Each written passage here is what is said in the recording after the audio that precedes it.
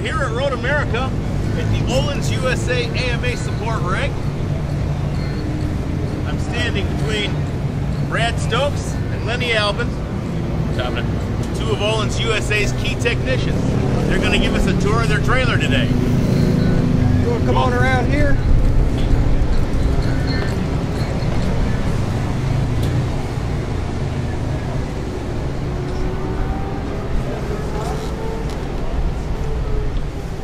Eric Knight is over there with his back turned to us. Say hi, Eric. There you go. So this is basically our service trailer. Go race to race, every AMA race. Got benches set up in here. Work on shocks, fork kits, steering dampers, you name it. We do it here. So for any Ohlins rider, anybody on the Ohlins product. So we basically complete tech support, trackside service, installations, anything that comes through here is pretty much run through this trailer. We follow this around from AMA event to AMA event. We also do a lot of the We're National stuff, and obviously we split up to do a lot of different events. Brad does a lot of the DeSalvo School stuff. I'm doing the West Coast WERA stuff. Eric goes and does a lot of the private testing. So pretty much we're on the road gypsies most of the year. Yeah. So I'm actually about to start a steering damper service, a couple of them. Show you a little insight into these, if you'd like. Got a couple of things going on. It is Sunday morning here, and last day. Not a lot happening, but few last minute things to take care of before the guys go out.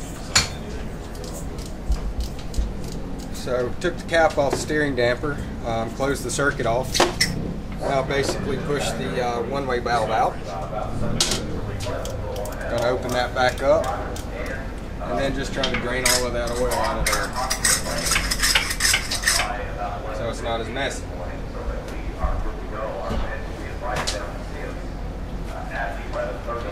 This is this trailer we do lease. We've leased it for 2 years. It's kind of nice. We show up at the track and it's here for us to go right to work with. Then we pack it up on Sunday and it goes to the next track. So it works out really well for us, and we don't have to worry about where we're going, you know, who's going to get it there. So the guys from Lattice are certainly grateful to for doing that for us, and you know, they take good care of us as well. Yeah, and they make us lunch. Yeah. Which is always nice. And dinner when we're here till 11 o'clock at night. Exactly, exactly. And we are here until 9, 10, 11 o'clock some nights. So long days being a suspension day. Yeah, it's funny when the crews are, you know, done at the end of the day and the practice is done, we just are starting. Yeah. There's a lot of times we're here 6 o'clock in the morning to get stuff prepped for an 8 o'clock out. And then the next thing you know, at the end of the day, after working on the pit wall all day, we've come up with all the changes that have to go into the suspension for the next day. And that's when we start our work 6 or 7 o'clock at night and can go till 10, 11 o'clock and then start over the 6 a.m. shuffle all day the next day. So it's very typical for us to do anywhere from, you know, 40 to 50 hours a weekend in 4 days. So it can get pretty hectic and pretty insane. And then like this particular one where Miller ran into Monday, we got Tuesday, Wednesday to travel, and Thursday started all over again. So it's a hectic lifestyle, and you gotta want to love to do it, but it's awesome. There's a TrackDayMag.com top tip. Bring your suspension guy a sandwich, he'll love you forever. There you go. There you go. Yeah, bring us food and don't wait till the last minute. Yeah, pre-prep is everything. Yeah. You know, one of the biggest things that we run into all the time is situations to where teams have not pre-prepped to be here, and they come in and they think that we're the installation center. You know, we do everything for everybody, and we work extremely hard. But a lot of the big tips would be to have things pre-prepped and ready for us, and it makes our lives really, really easy, and certainly it tends to bring a better product to you because it gives us the time to spend on your stuff. So again, having it prepped, having it cleaned, having it ready, big thing. Yep. So I'm just servicing up the steering damper for M4. What am I after there? One of the interesting things I think also is you're looking at the 3 or 4 guys. I mean, John Cornwell's obviously not here; he's out on the pit lane. That literally service. I think when we talk about Ohlins, about 70% of the paddock at this point. So it gets incredibly insane in here. And but you know, when you're working with what we consider and what most people consider the best suspension in the world, it's certainly worth the extra time and effort. Yeah, and I mean, you know, we've got all kinds of products from your old 25 mil kits to our newest 30 mil kits, and even into our new pressurized system, which I'll grab you one of those and show you.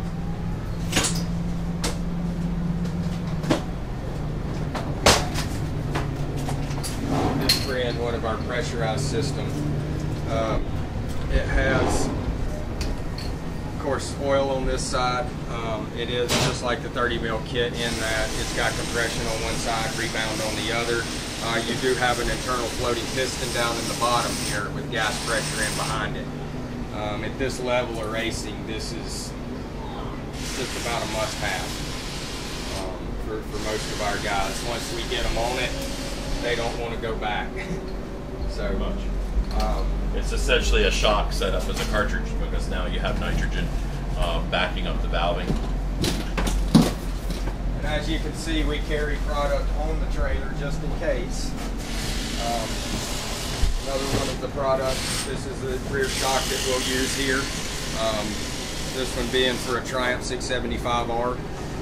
But this is a TTX. This is the newest version of the TTX, the Mark II as it's known.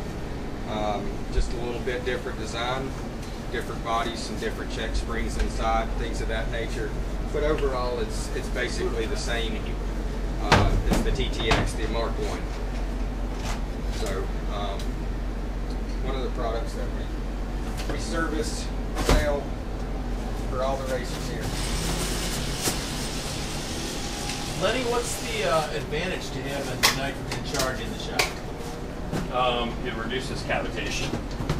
That's one of its main things that actually keeps the shock from cavitating. Oil has to have pressure on both sides of it, so therefore it doesn't create vacuum pockets inside the actual oil. So that's the main reason for having nitrogen. In the pressurized fork, it's because you're running a single piston and there's no pressure from a second piston pushing back on it. You run pressure instead. The piston actually holds pressure again on both sides of the piston, so it reduces cavitation as well. So then nitrogen is an inert gas as well, right? Absolutely, but I mean, the reality is basically any kind of pressure behind it would be good. The nice thing about nitrogen is it doesn't have any water vapor in it, so it doesn't expand, and it also doesn't rust parts, and it doesn't do damage like air does. Okay. So, but otherwise, air would do exactly the same thing. It just, you know, you don't have all the other issues. Okay. And you know, to get down, with things that we use, things that most people probably don't see. I mean, obviously, this is a big tool of ours, the spring compressor, to compress the spring, take the shock spring off. Another one of our tools that we use at this level is our shock stretcher, and most of our shocks have top-out springs in them. And so we want to see the true length of the shock, so we can put it on this device, twist the knob, it'll depress the top out spring, and we can get the true length of this shock and also the true preload of the shock. Part of the reason for that is when you look at the wheel, you know, and you look at the swing arm moving backwards and forwards, the swing arm will also extend itself. So it's important to set preload with the shock stretched so that the preload's actually accurate. Because otherwise, when the swing arm extends itself, you can have way less preload on the spring than you actually figured. So it actually changes the way the shock operates. So again, the big thing is to actually stretch the shock out. this way you get the true length of the shock and you get the true amount of preload on the spring. So when we set length, we're using the shock stretcher, and when we set preload, when we're installing the springs, we're using the shock stretcher. And this way our numbers are always consistent. It can have different rate of topping springs in it. You can have whatever, but the length of the preload will always be consistent. We know how to do it every time. Okay. Another one of our tools, the vacuum fill machine here, which I'm about to get ready to use. So first thing we're going to do is turn it on. We're actually going to pull a vacuum on the main chamber here. So we'll let that cool down for a minute, and I'm going to finish up this steering damper, and we'll throw the steering damper on the vacuum fill machine. Kind of show you how that works. Pretty neat little device. And the neat thing about the vacuum fill machine, and the big reason for it, is basically what we're going to do is we're going to vacuum out, whether it be the steering damper or the shock, we're going to vacuum out all the air. And then basically pressurize the oil into the shock or the steering dampener so there is no air at all. So we make sure there's no air bubbles, we make sure that basically there's no chance in having any inconsistency in the shock or the steering dampener. So the thing is going to actually have all oil in it. So it keeps the air bubbles from happening and stuff that where hand bleeding just doesn't work. And also the pressurized cartridge kits. I mean, they have to be done on this machine as well. Once you get it inside the fort, there is a way to take it out, make a revalve, and put it back in without having to put it on this machine. But every time you do that, the internal flooding piston moves a little bit further, a little bit further. So after 3-4 times of doing that, you got to pull it out. You got to re-bleed it through the machine. So, but I wouldn't, like with the TTX shock or the TTX 25 cartridge kit, I would not attempt to put one of those together without this machine. If I had it apart. You'll never get all of the air out of it like you need to.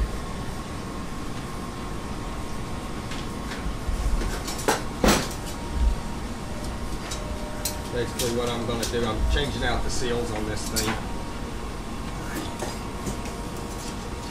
Turn that up.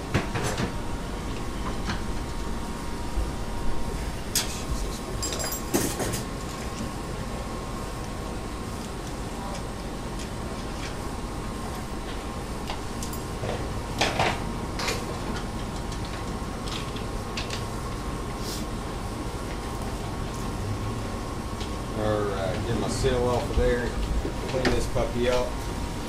Bear with me just a minute. Let me get this thing back together. And like I said, we'll put it on the machine there.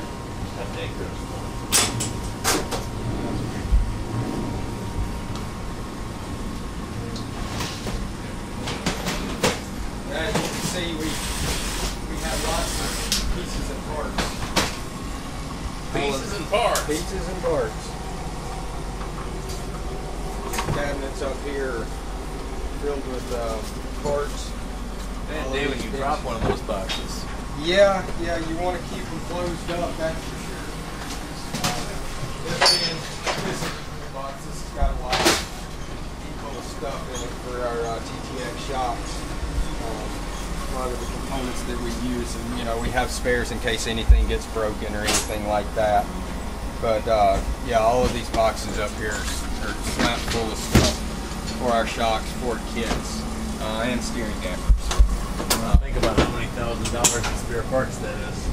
Yeah, I do the inventory for the truck, and yes, between the shims, the shims cost a little over $1, believe it or not, and we have anywhere from 20 to 50 or 25 to 50 shims of one shim, and there's multiple shims. I'll give you a view of that.